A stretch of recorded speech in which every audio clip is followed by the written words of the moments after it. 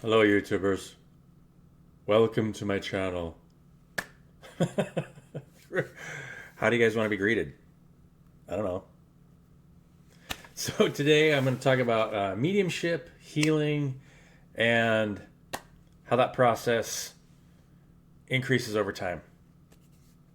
Uh, I shared a story yesterday with you guys about Saturday, and judgment in the mind directly affects your ability to do all that stuff, right?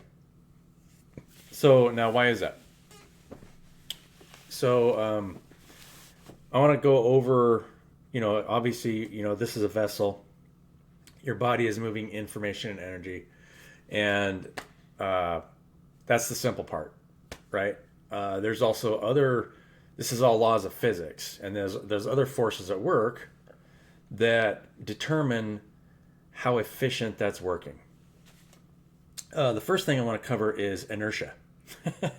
So even if you, let's say you get downloads, we call them downloads, and you can get downloads when you get in a really good state. There are celestial alignments that actually create situations where we do get downloads, and it just so happened that I think Saturday was a full moon, so a lot of times we see. This is another interesting thing is you'll see things in your external environment that line up that all of a sudden puts you in a state where you get a lot of information and energy all at once. So when I described where my mind finally just kind of went out of a state of judgment, um, and I had this overwhelming experience where all of a sudden, your heart chakra opens up. You're taking in so much information and energy. There's no way that you're experiencing just like a sensation of bliss, but you're taking in a lot of energy and information or light. At the same time, you still have an inertia of old energetic attachments. So that's why the growth cycle looks like it does, right? It's an ascending sine wave because you're slowly moving out of energetic attachments, and it's happening in spurts, like at an increasing ascension, if that makes sense. So a lot of times people will get down on themselves because they'll fall into this beautiful state of being, but then all of a sudden you fall back, like within a day or two. Oh, I fell back into these old habits or these old things that I'm doing. Well, that's just it. That's inertia, right? An object in motion has a tendency to stay in motion. The only way to really and that's why fasting and getting rid of energetic attachments is a really good way to ascend in consciousness. It is also a way to increase your ability for mediumship and your ability to transmute energy and information in the body. Now, so let's say I'm having a conversation with you. If one of us, more than likely, will probably be in a situation where one of us more are carrying more judgment in the mind than the other. Right? There's always a difference in potential. If there's no judgment whatsoever, literally like nothing, we probably just merge into one being, right? Because your mind is still seeing the world around you as separate in some way, right? I mean, otherwise, you've completely ascended out of a physical manifestation of a body. Now, that process of getting out of judgment enables you to, since you're not seeing anything around you as bad or good, you're able to access your higher self. Not only that, but by not judging yourself, you're not even thinking about yourself, right? I mean, you're this vessel and you're just accessing a field and you're not placing a value on this, right? That's what non-judgment is. You're no longer placing a value on this vessel. And so if you can get to that place, that's the energy you project. And so you're no longer placing a separate value on whatever you're looking at. You're able to just feel the emotions and mental energy from whoever it is that you're talking to. And the minute you try to place a judgment on it, like you place a judgment on it in your mind when you're in communication with that person, as soon as you place that judgment, now you've created a block, because you've placed yourself in a point of separation that is blocking your higher self from that person, place, or thing. Very interesting, right? So, in order to keep from doing that, I mean, that is a long process of self-development. I mean, we're not talking something that anybody can do just within like a day or a week or a month or so. I mean, that's a lot of work on the self. And so all of us, and when you realize what that is, I mean, that I just described kind of like the whole coming from source and going back to source over an infinite amount of time, right? Because when you finally go all the way back to source, where all of us are sitting here in our heart space, then how can you judge one thing? Because if it's all one thing, and so evolution is just that process over time of that inertia of lower energy slowly connecting and making itself more aware over an infinite amount of time. And that's when we look at the geological record and the evolutionary process, that's what we see. So, I've said before that we're getting ready to go through another evolutionary event. I think we have small evolutionary events every 26,000 years. And then there are always cycles within cycles within cycles, or wheels within wheels, like in Ezekiel when he talks about that. And I believe that some people think that the wheels within wheels in Ezekiel has something to do with an alien spacecraft. Maybe it does. I don't know. But what makes sense to me is the fact that we are always cycles within cycles within cycles. And so when you have that leap in consciousness, it manifests itself in a structure that can move more energy and information. So how does that relate to healing and mediumship? Well, you're constantly, as you're moving forward and you're letting go, it's all about letting go of past things that you used to do. How do I say this? It's like if you're in activities where you're constantly consuming information that is bringing you into a lower energetic state.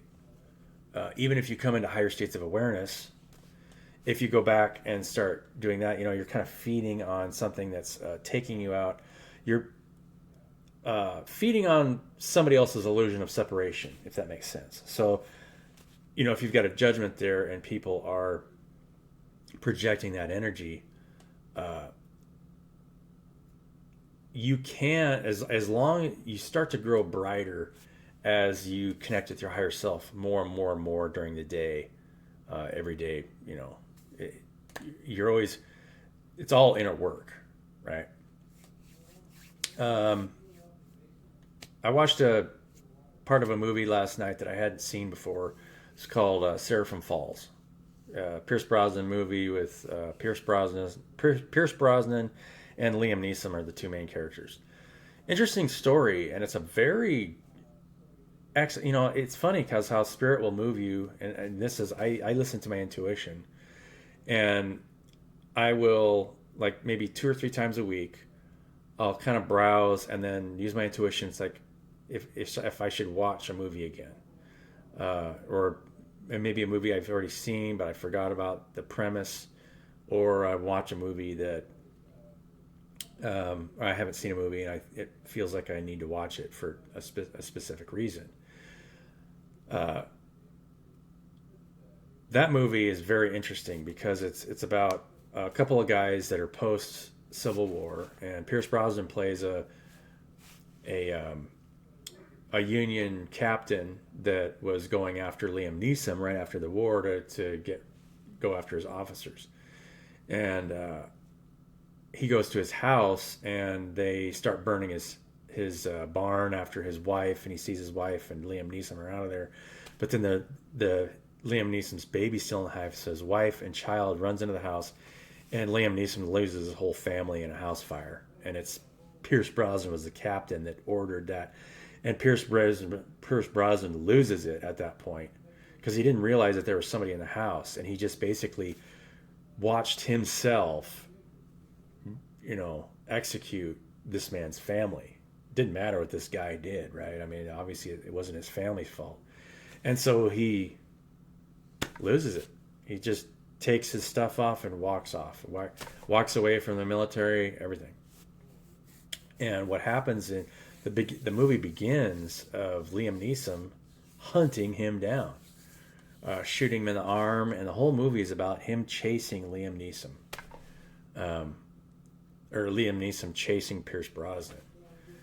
The movie ends up I think it's at the Bonneville Salt Flats, where they're so exhausted from chasing each other and Liam Neeson's trying to kill him, and because he's carrying that pain, right? And judgment and guilt. Each of them are carrying it. Pierce Brosnan actually can't. Every time Pierce Brosnan gets the edge over Liam Neeson a bunch of times, and he could have killed him, but he's just leave me alone, just leave me alone, right? They're both carrying this pain of this mistake. And at the end of this movie, they're both given one bullet, kind of like this character at the end. I can't remember her name, but she plays the devil just perfectly in this movie, where they're both given a bullet and a gun, and they're walking the death. I mean, they're killing themselves because of this pain that they're carrying. And Pierce Brosnan turns on him, realizes he's going to shoot him. He shoots him, kind of glances him in the side, and then he grabs his gun, and he could have just finished killing him. And so Liam Neeson, the one whose family died, he's laying on the ground. He's just been shot by Pierce Brosnan, and Pierce Brosnan just hands him the gun. He's like, "You have to make your choice," and just basically, if he's going to kill him, he's going to kill him. And he holds the gun and he realizes he falls his head back, and he just says his wife's name. Because the pain that he was carrying was the loss of his wife. Very powerful movie. And a very powerful scene, especially at the end of that movie. Pierce Brosnan, he just kind of whispered, "Forgive me." What else can you say? That's the story of moving from a lower state of awareness into a higher state. Really, because they finally made that connection at the end of the movie. They both realized that they were both just living in their minds. The war wasn't over. They were still warring against each other in their minds. People live and die, and a lot of times, I was talking to somebody else about this. I'm going to turn my phone down so I can talk here. I was talking to somebody else about this. How it's very simple in the simpler animals and mammals on this planet, right? Things just feed on each other, and it's pretty lame. They just try to eat each other, right? Because they want to survive. But when you start to move into higher forms of life on this planet, then you start to see the dysfunctions and the way that those like primates, not necessarily humans, but primates, monkeys and things, their social interactions start to become more complicated to where the way that they feed on each other grows a lot more psychological. And here we go with people when, if you're moving that much energy and information in the body, the way that people feed on each other gets super complicated. right? Because you've got more energy and information, and you've got each chakra in your body is moving more in each chakra, right? Your root chakra and your sacral chakra and your your heart chakra, all the way up.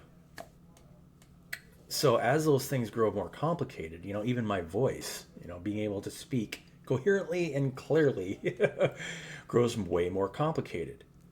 So the way that you are energetically feeding off your environment can grow so complex that you don't realize it in the mind. And that judgment in the mind of, that gets projected out into your environment is what separates you. And that's the pain that you're holding, that illusion of separation between you and someone else. And that is what is the factor of resistance that keeps you from healing the trauma between you and that person, and possibly even in that other person. So, Reiki healing, and you'll see a lot of Reiki healers all about protecting your energy. But you're still a healer, right? Because if you're a healer, you have to apply your energy, make sure you know that you're safe, because you have to know you're going to be safe when you're experiencing other people's pain and emotions. You have to trust yourself that you're no longer judging that an emotion feels bad, because a lot of times you'll feel other people's emotions and their states, and if you take that in yourself and you judge that as bad in your mind, now you're in conflict. You've created a conflict, and now you're going to project an energy that's going to make that person feel like that emotion they're feeling is bad. Simple psychotherapy. I mean, this is simple psychotherapy tactics, but that moves all into all parts of healing, because all healing takes place in the mind, because the mind, like I've said before, is your block to your higher self, which come down to your heart chakra.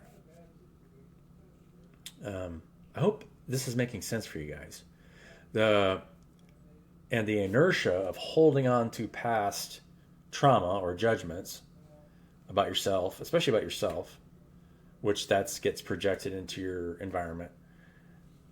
That inertia, you can drop that off over time as you're continuing to do the work. And I recommend anybody do the work daily.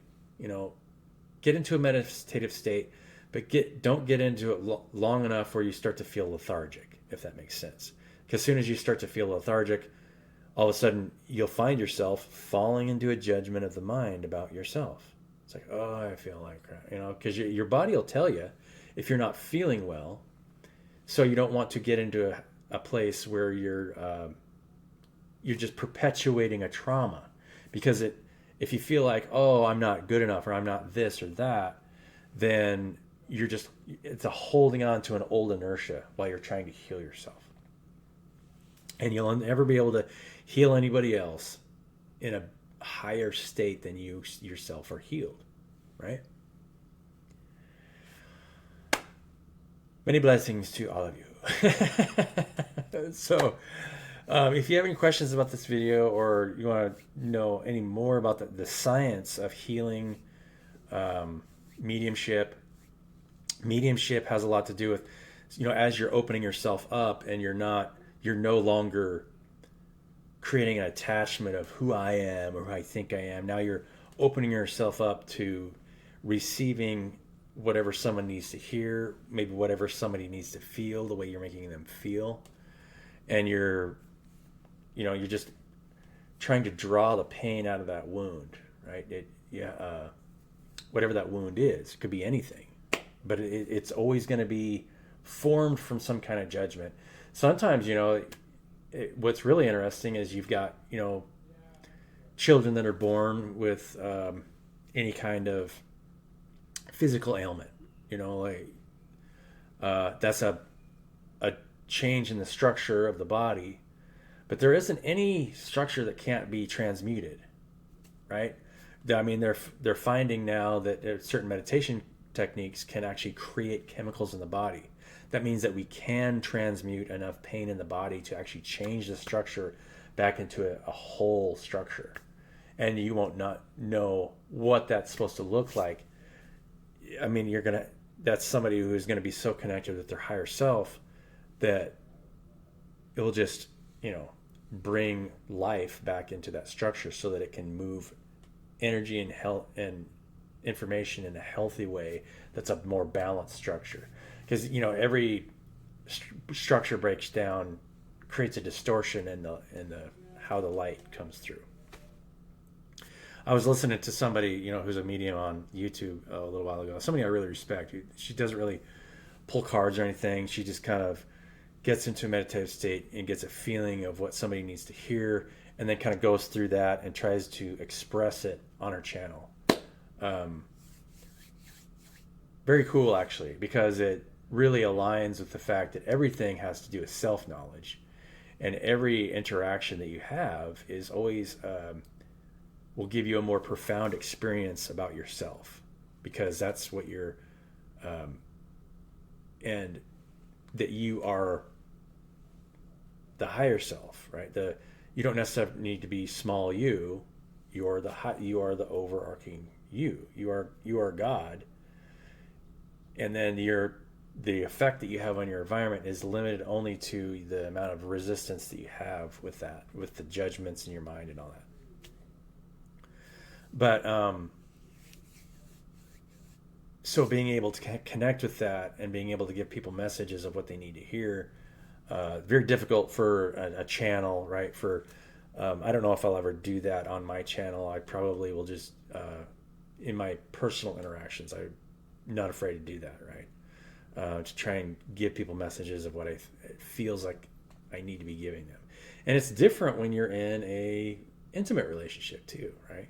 Because if you're in an intimate relationship, you're trying to just provide for each other. You don't necessarily trying to heal each other all the time. You just, let's be.